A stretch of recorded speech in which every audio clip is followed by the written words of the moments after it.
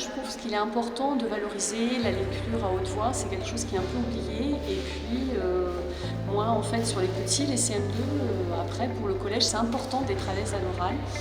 Et puis, en fait, c'est intéressant parce qu'on les voit beaucoup progresser. Il faut savoir que la prestation que vous avez vue aujourd'hui, ils sont partis de beaucoup moins d'aisance à l'oral. Certains lisaient correctement, mais pas avec la même fluidité. Et donc, c'est toujours intéressant. Et puis, ça permet aussi de connaître les élèves sur d'autres moments que les moments de classe. Donc, c'est multiple au niveau de cette volonté de participer à champion de la lecture. Je faisais déjà l'année dernière partie en fait, de l'équipe de préparation.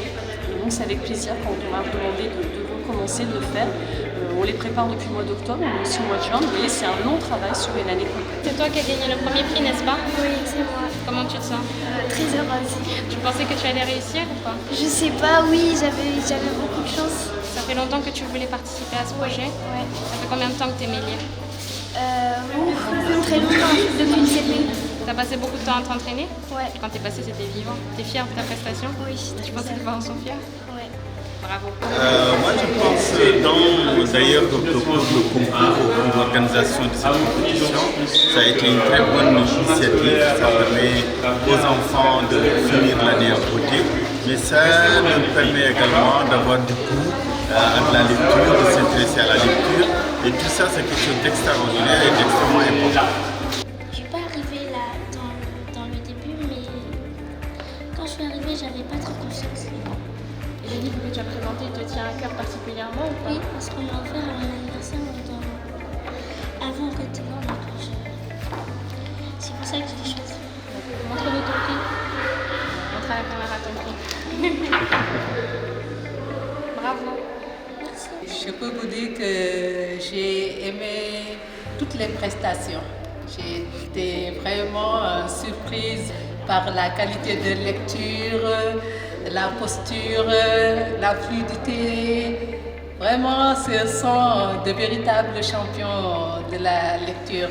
Ils ont tous mérité le premier prix, mais il fallait faire un choix et le choix n'a pas été facile. Totalement satisfaite de cette deuxième édition des Petits Champions de la lecture. C'est vrai que l'objectif de cette action, de ce projet, c'est avant tout de donner l'envie de lire, l'envie de partager aussi et de donner voilà, un temps d'écoute d'une œuvre appréciée et de le faire véritablement revivre sur scène. Et ça, c'est vrai, un beau challenge pour nos élèves de CM2. Bonjour, je suis contente d'avoir la deuxième place et je suis contente de tout mon parcours et celui des autres. Et c'est extraordinaire. À chaque répétition, je bandais de joie et j'étais gaie comme un pinceau. Ça fait longtemps que tu te prépares, n'est-ce pas? Est-ce que tu as stressé sur scène? Un peu. Mais c'est vite passé, n'est-ce pas? Oui.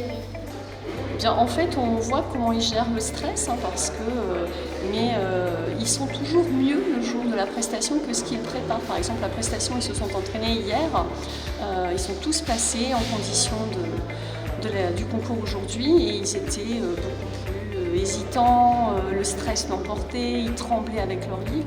Et aujourd'hui, on voit des enfants à l'aise sur scène, pourtant ils sont en CM2, ils ont entre 10 et 12 ans. Et une fois qu'ils sont partis, on sent une fluidité de lecture, donc voilà, c'est toujours impressionnant. J'ai trouvé super. Les enfants qu'on ne sentait pas capables d'évoluer, aujourd'hui nous ont montré le meilleur. Et ils ont pris plaisir à lire. Lire, c'est très important pour les enfants, ça les fait voyager. Et ils ont de bonnes imaginations, ça les occupe sainement. Donc je dis bravo à nos champions. Merci. Alors ils ont beaucoup évolué parce qu'au départ ils oublient souvent la ponctuation, il n'y a pas de ton, ils ont des problèmes dans les césures de phrases, donc il y a aussi la lecture en fait en respectant des tons, en mettant un peu en scène leur texte. Donc ça a beaucoup évolué en fait sur 10 mois. On voit vraiment une vraie expression de la lecture et puis une expression aussi des enfants quand ils parlent à l'oral, s'exprimer devant un public, parler avec un micro, c'est pas aisé en fait pour eux. C'est aisé pour personne d'ailleurs.